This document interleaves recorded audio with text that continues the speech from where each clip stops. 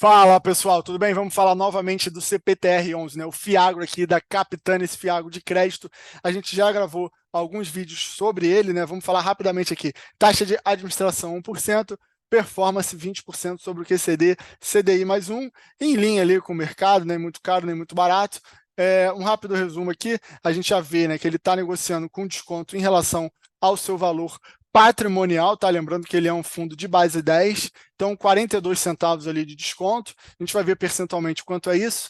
O fundo distribuiu 0,115 nesse último relatório, né, de dezembro. A gente está em janeiro, mas você sabe que o relatório é sempre em relação a um período passado, né? É importante a gente ver como foi o fechamento de 2023, tá?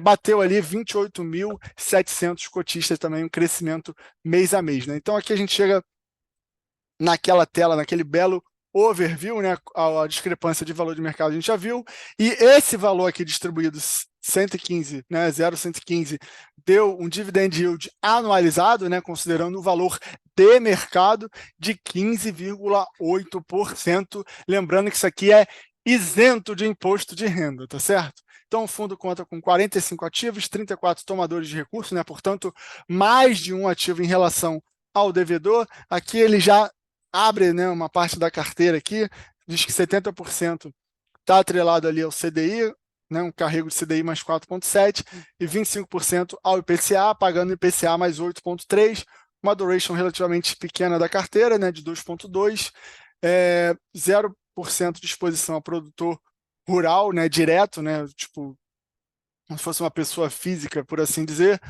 E uma excelente notícia, 100% dos ativos estão adimplentes, né? Embora a gente tenha visto algumas movimentações no sentido de um certo perdão sobre algumas cláusulas, mas 100% adimplente, tá?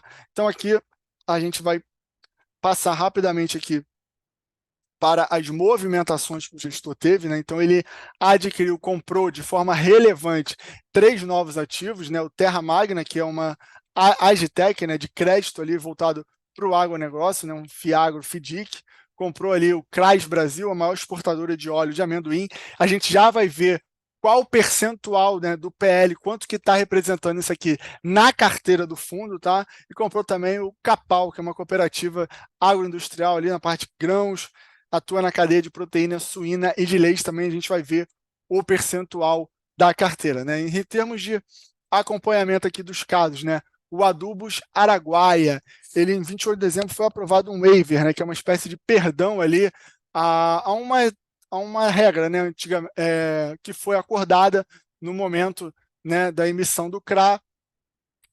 Quando a empresa vai ao mercado, ela pode, né, colocar um CRA dizendo que, olha, eu até o fim do período desse CRA, a minha dívida sobre o EBITDA não vai passar de 3, por exemplo. Então, se passar, ele, né, tem alguma penalidade, até os credores podem exigir, né, dependendo da estrutura, o pagamento completo e no caso, né, o devedor ele se antecipa e fala, pessoal, olha só, aconteceu isso, isso e isso, não vou conseguir cumprir essa cláusula, mas não é um calote, está tudo bem, eu só preciso que vocês, né, me perdoem ali temporariamente essa cláusula, e lógico que também se paga ali um prêmio, né, se exige algo em troca dessa negociação, tá certo? Então, resumindo, é isso, foi aprovado um waiver, inclusive eu tenho um CRA desse na minha carteira pessoal, que não está em fundo imobiliário, também recebi a notificação no meu e-mail para eu votar lá se aprovava ou não, enfim. E realmente isso é relativamente normal, tá certo? Aqui ele dá a explicação, né, que a empresa trabalha com fertilizante, mas não há uma ameaça ali de calote nem nada do tipo, tá? Em relação à AgroGalaxy, né, que é uma das maiores posições, já te adianto, a AgroGalaxy, essa empresa também que é negociada em bolsa, é uma das maiores posições da carteira, tá? Eles fizeram um aporte aqui no valor de 150 milhões ali pelo Aca Capital, que tem uma participação grande na AgroGalaxy, apenas aumentando ali a liquidez de caixa, né, para a empresa. Então, do ponto de vista do devedor, né, na verdade do credor, né, que tem o título de renda fixa da empresa, isso é positivo. Já para o acionista é outra história, eu não vou fazer uma análise da ação da AgroGalaxy aqui, tá certo? Então, dando sequência aqui, a movimentação na carteira, né? A parte de compra, tá certo? Então, ele comprou, como a gente já falou, né, as maiores posições a gente já falou, mas, né, o CRAS, o Capal, o Terra Magma, chama atenção também o Fiagro, né, o BBGO11, que também já tem um vídeo aqui no canal tem um tempinho, ele aumentou posição, né, continua, pelo visto, confiante ali no BBGO, o Fiagro do Banco do Brasil, e aumentou um pouquinho também, né, no próprio Adubos, né, Araguaia, que foi esse que ele teve o waiver. Você vê que a gestão, apesar desse evento, ela está confiante, não está achando certamente que vai dar problema, né, senão ela não faria isso. Em relação à parte de venda, ele coloca aqui algumas posições, né, vendendo bastante, como a Olfar, Cressol, a Olfar quase zerando aqui, Coruripe também, que é uma usina de cana-de-açúcar, enfim. Aqui em relação aos proventos, a gente já falou, né, pagou ali 0,115 nesse mês de dezembro, então está aqui o histórico também, né, de distribuição da cota. Lembrando que a partir daqui, né, foi setembro que ele passou a ser negociado na base 10, então tem um ajuste aqui, você não se desespere, pô, o fundo pagou 1,35 em agosto e em setembro ele pagou 10 centavos. Não, calma, o fundo ele foi, né, desdobrado ali para a base 10, então isso já está seguindo. Tanto é aqui que, em relação, né, ao preço de mercado, você tem um dividend yield relacionado com cada distribuição aqui, que já foi até maior realmente, 17, né, agora está em 15,81, mas não é uma queda drástica, né, isso que eu quero dizer, muito em decorrência também da queda da própria Selic, que por sua vez remunera o CDI, tá certo? Então aqui a gente chega também numa parte importante, que é a tabela de sensibilidade, tá? Ela não é uma tabela 100% fidedigna, né, vamos dizer assim, porque apenas 40% dos papéis do fundo tem marcação diária pela Ambima, tá? Isso aqui não tem nada de ilegal, isso é normal, né, devido à liquidez ali dos papéis, ao tamanho da oferta, isso tende a aumentar, mas nem todos os papéis têm a marcação diária ali a mercado, né? O que, em tese, gera uma acurácia sobre o valor patrimonial maior, mas também não quer dizer que haja também grandes variações, tá certo? Então, aqui, na data desse relatório, né, está sendo negociada mais ou menos ali 9,40, né, foi 9,37, alguma coisa ali que a gente viu a cota de mercado, então você estaria levando aproximadamente ali 95,8%, né, do valor patrimonial, uma remuneração de 4,52% do CDI. No momento que eu estou gravando esse vídeo, a cota está mais ali para 9,15, tá? Então você teria um desconto ainda maior, de 93,2%, do valor patrimonial, pagando, né, sendo remunerado o equivalente ali a CDI mais 5,69%, tá certo? Então é isso, está aí a tabela para vocês, mais ou menos a cota 9,39, né? A gente pode arredondar ali para 9,40, CDI mais 4,52, nada mal, né? Aqui a gente chega no resultado, né, do fundo, a gente tem aqui o resultado de dezembro, que é o que a gente está analisando, deixa eu aumentar aqui, e o resultado de 12 meses, né, que a gente também consegue ter algumas inferências. Ele fechou com uma reserva de 0,038 por cota, tá? Uma reserva acumulada. Não é um fundo que costuma acumular muito, aliás, a Capitânia como casa, né, ela não tem muito essa característica, ela costuma distribuir bastante alinhado ao resultado, tá certo? Então, aqui em dezembro, né, a gente vê um ganho positivo, né, de juros e atualização monetária, né, são meses que isso acontece também. Ganho na venda de ativos foi positivo, né, um ganho relevante de 83 aqui, aumentando em relação ao mês passado, e resultado caixa diminuindo, né, diminuiu o caixa, provavelmente em decorrência de novas compras, tá certo? Então, o fundo distribuiu ali o resultado de 0,134, ele distribuiu 0,115, então ele acumulou, sim, esse mês um pouco, né, aumentou a sua reserva ali, em novembro estava 0,019, agora foi para 0,038, tá certo? Em relação ao ano, né, a gente consegue ter uma inferência maior de como se comportou. Evidentemente, o core, né, a maior parte vem dos juros e atualização monetária, mas tem uma parcela, né, na venda de ativos, né, no ganho de capital, que é uma parcela relevante, né, uma característica também da Capitânia, ter essa pegada também de fazer um pouco mais trader, e o menor parte do caixa, né, que é o que a gente espera. A gente não paga, a gente não compra a cota, não paga a taxa de administração e performance para o gestor ficar sentado em cima do caixa, então é natural que o valor de caixa esteja menor, tá certo?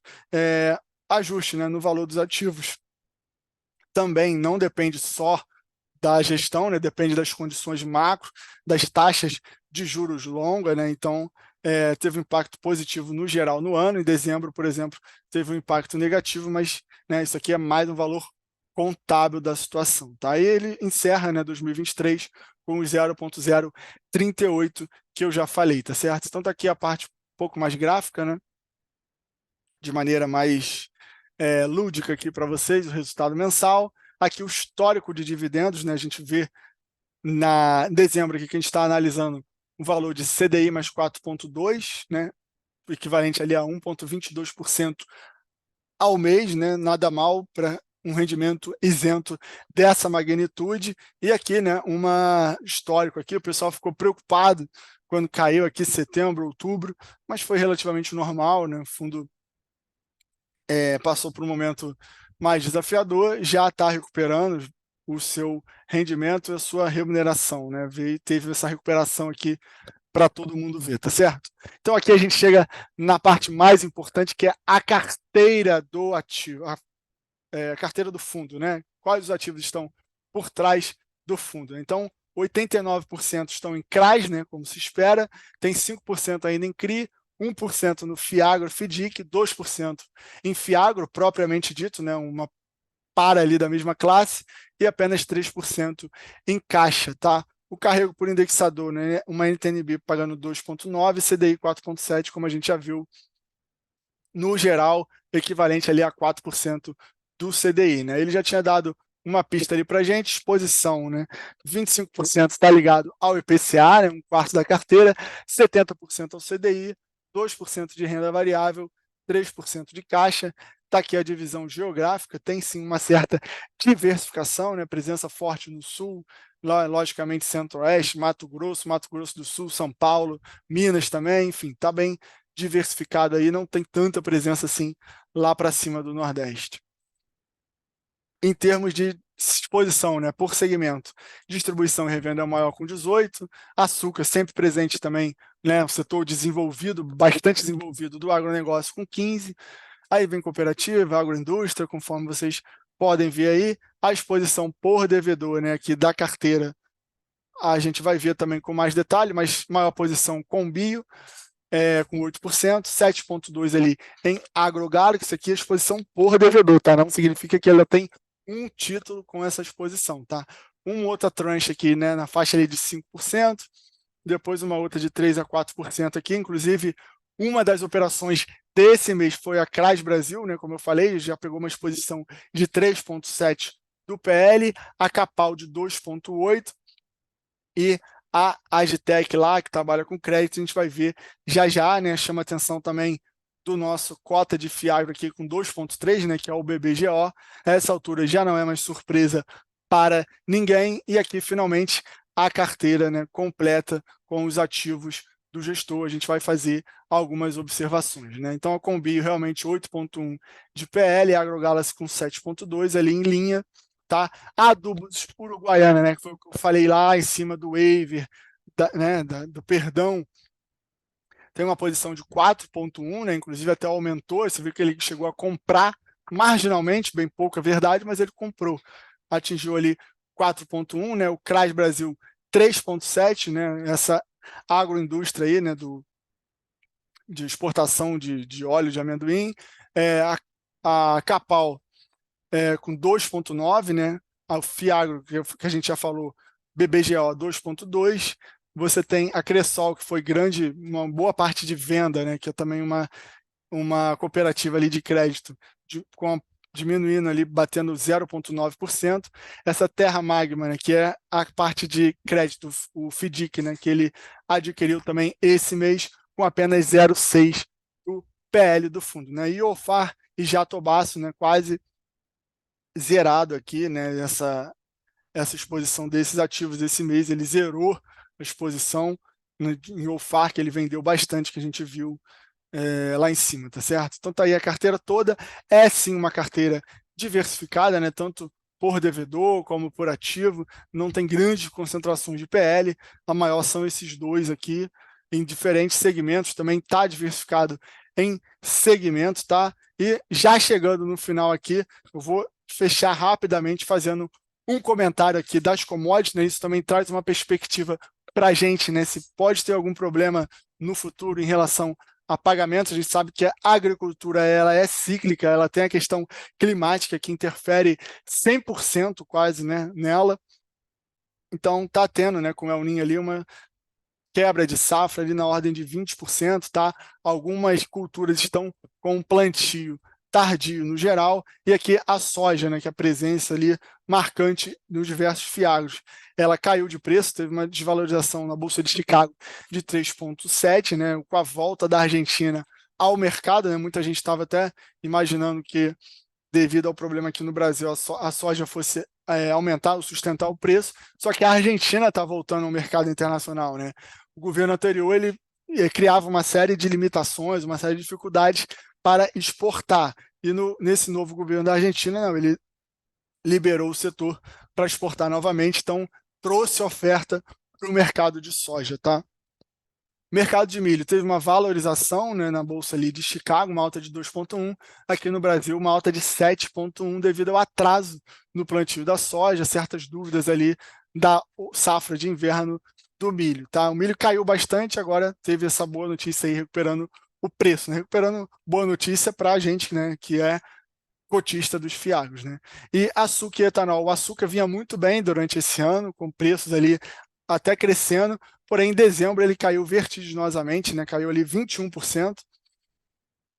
O futuro, né? O preço dos futuros do açúcar, tá? E aí devolveu, né? Praticamente o ano todo, né? Isso é muita realização de lucro também, tem muita especulação, mas que é comparativamente melhor, né, do que as outras quedas, que a gente teve 20% de queda no trigo, 15% na soja, 30% no milho, 10% no petróleo, 34% na ureia, 33% no etanol, enfim.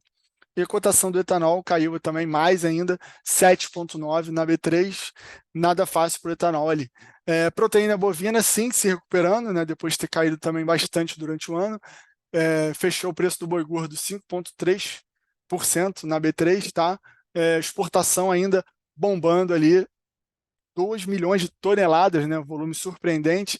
A China comprando, tinha, né, suspendido temporariamente a compra de carne no começo do ano, mas já voltou a comprar também, tá, pessoal? Então, por hoje era isso.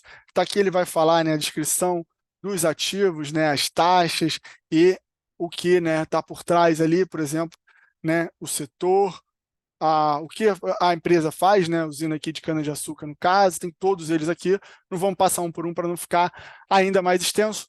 Por hoje era isso, espero que vocês tenham gostado desse acompanhamento do CPTR11, deixa um like para ajudar a gente aumentar a visualização e não deixe de se inscrever no canal. Grande abraço!